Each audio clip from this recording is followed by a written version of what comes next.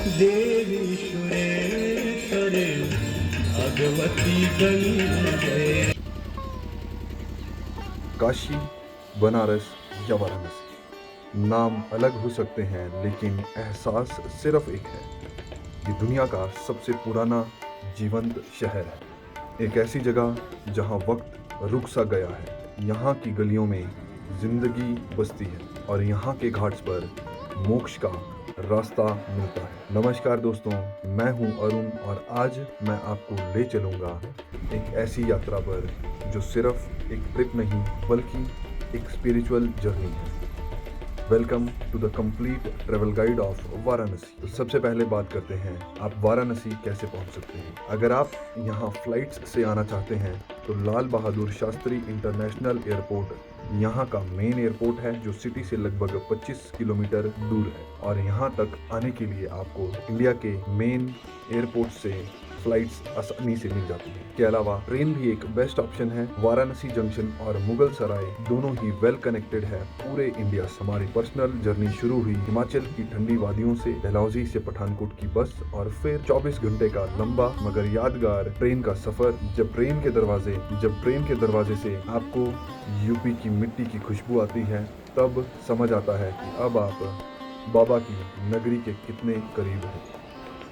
शाम के 5 बजे बनारस की भीड़ ने हमारा स्वागत किया। बिना किसी प्लान के हम निकल पड़े उन गलियों में जहां हर मोड़ पर एक कहानी है। एक ऑटो वाले भैया से बात करते करते हम सीधा पहुंच गए दशाश्वमेध घाट।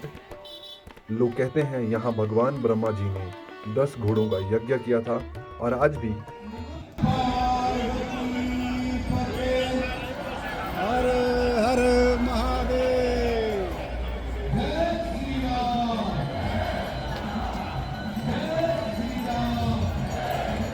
हर शाम यहाँ जो गंगा आरती होती है वो किसी जादू से कम नहीं। आप हमारे ब्लॉग में देख सकते हैं हजारों लोग, एक साथ बजती घंटियाँ और हवा में फैली धूप भट्टी की खुशबू। ऐसा लगता है मानो पूरा ब्रह्मांड यहीं सिमट गया हो। एक प्रो टिप आपके लिए, गंगा आरती को बोट से देखिए। गंगा की लहरों पर बैठकर जब आप सामने जलते हुए दिए देखते हैं तो वो व्यू हमेशा के लिए दिल में बस जाता है।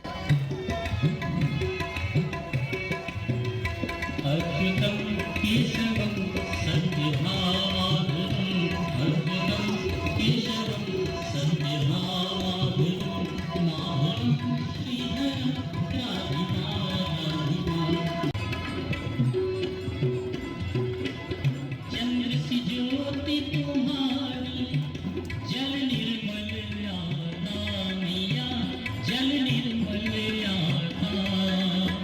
शरण पड़ी जो तेरी, शरण पड़ी जो तेरी, सोनर तर जाता। ओम जय गंगे माता।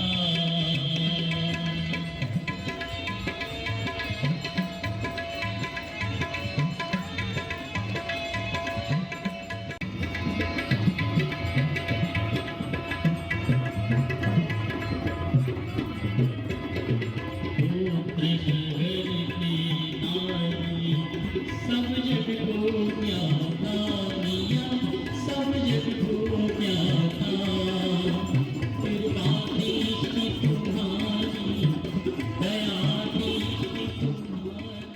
हरिणी त्रिभुवन वन्दे, देवी सुरेश्वरे भगवती गंगे। देवी सुरेश्वरे भगवती।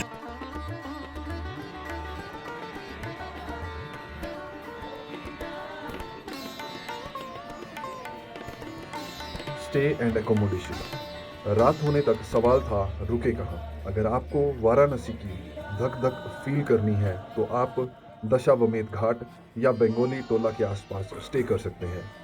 हमने यहीं एक बजट होम स्टे बुक किया। और अगर आपको थोड़ा सुकून चाहिए तो आप 80 घाट की तरफ जाएं, वहाँ थोड़े आर्टिस्टिक और बोहो कैफेज मिलेंगे। बजट हॉस्टल्स से लेकर लग्जरी हेरिटेज होटल्स तक के ऑप्शंस आपको यहाँ आसानी से मिल जाते हैं। डे 2 इन वाराणसी। दूसरे दिन की सुबह हमने सूरज के साथ आंखें खोली। होटल वाले अंकल ने गाइड किया और हम निकल पड़े बनारस की उन मशहूर गलियों और तंग गलियों में जिनका अपना ही एक गूगल मैप है।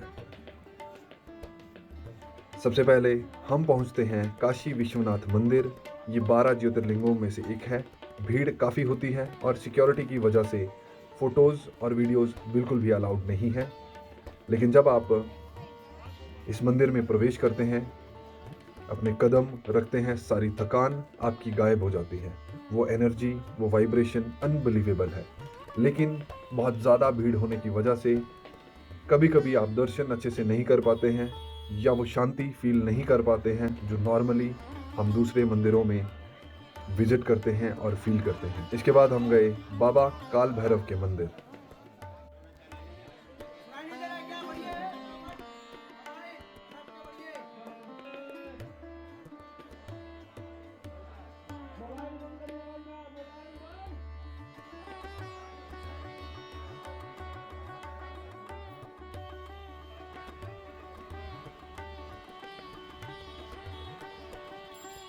और इसके बाद भीड़ से थोड़ा ब्रेक लेने के लिए हम गए BHU बनारस हिंदू यूनिवर्सिटी।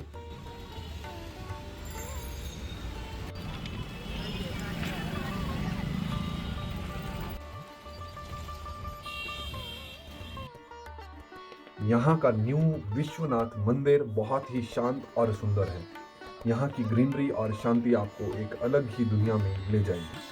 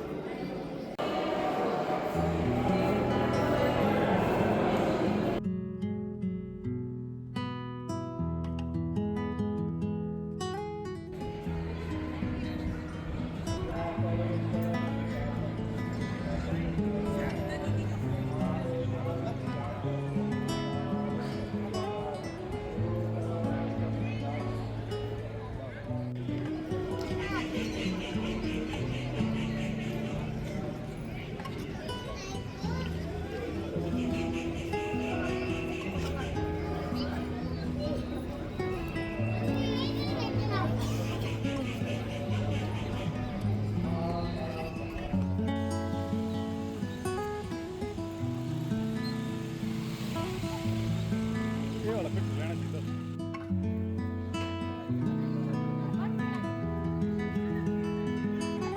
वो ईमानदार देखो तो लाया वो अपनी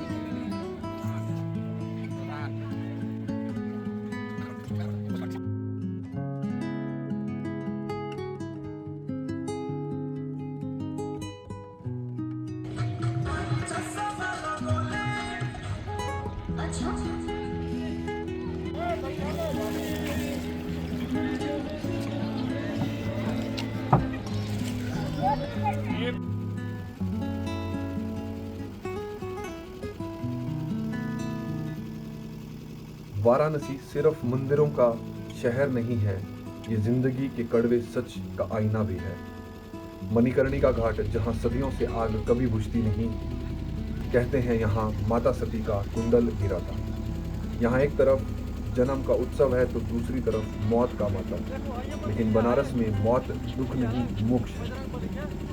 इसके अलावा हरिश्चंद्रा घाट पर खड़े होकर जब आप राजा हरिश्चंद्र की सत्यानिष्ठा की कहानी सोचते हैं तो समझ आता है कि दुनिया में फर्ज से बड़ा कुछ नहीं।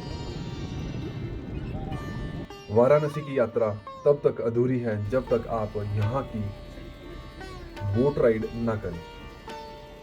जब सूरज की पहली किरण गंगा को छूती है तो पूरा शहर सोने जैसा चमकने लगता है। गंगा आरती को अच्छे से एंजॉय करने के लिए आप गंगा आरती अर्ली मॉर्निंग के समय या फिर शाम के समय कर सकते हैं।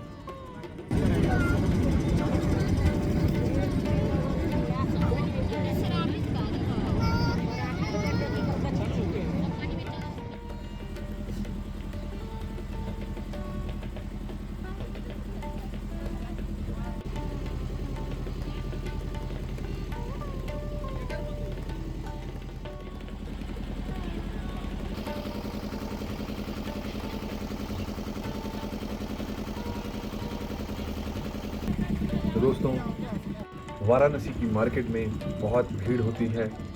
वाराणसी के मंदिरों में भी आपको बहुत भीड़ मिलेगी। तो अगर आप यहाँ आने का मेन सीज़न में प्लान कर रहे हैं तो एडवांस बुकिंग्स ज़रूर करें और एडवांस में यहाँ का पूरा प्लान बनाएं ताकि आपको किसी भी तरह की कोई परेशानी ना हो। क्योंकि हम सीज़न के आखिरी दिनों में आए थे तो लोग ऐसा कह रहे थे इन दिनों टूरिस्ट थोड़ा कम होता है, लेकिन आप हमारे व्लॉग्स में देख सकते हैं ऑफ सीज़न या कम भीड़ होने की वजह से भी यहाँ की सड़कें बिल्कुल भरी पड़ी थी। तो आप सोचिए अगर आप यहाँ पीक डेज में विजिट करते हैं तो यहाँ कितनी भीड़ होगी। घाट्स को आप पैदल घूमेंगे तो ज़्यादा अच्छा रहेगा, लेकिन दिन के समय घाट्स पर धूप जो है वो बहुत तेज़ रहती है, इसलिए कोशिश करें शाम को और सुबह के समय घाट्स घूमने का।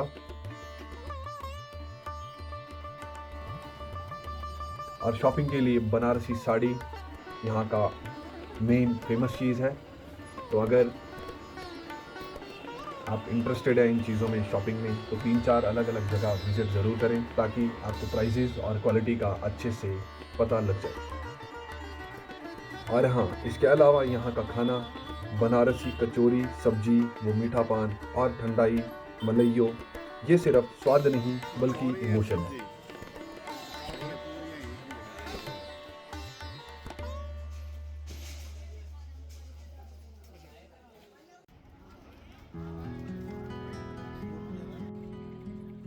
आइटनरी टिप, अगर आप 2-3 दिन के लिए यहाँ आ रहे हो तो पहला दिन घाट्स और गंगा आरती, दूसरा दिन आप काशी विश्वनाथ मंदिर और नियर बाय टेम्पल्स, और तीसरा दिन घाट की वॉक करें।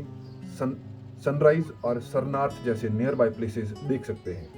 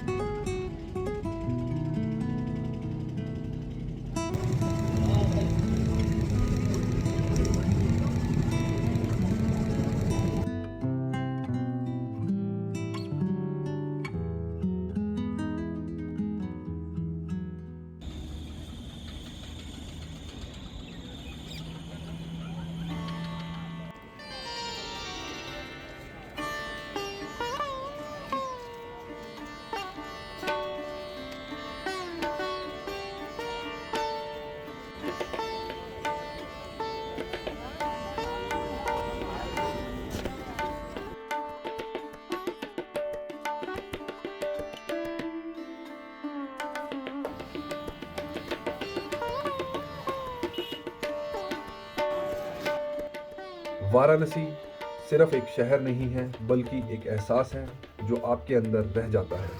ये शोर भी है और शांति भी, ये मौत भी है और ज़िंदगी भी। शायद इसलिए लोग कहते हैं बनारस हमेशा के लिए है। अगर आपको ये गाइड पसंद आई है तो नीचे हर हर महादेव ज़रूर लिखिए, लाइक करें, शेयर करें और सब्सक्राइब करना ना भूलें। तब तक अगली यात्रा तक अलविदा।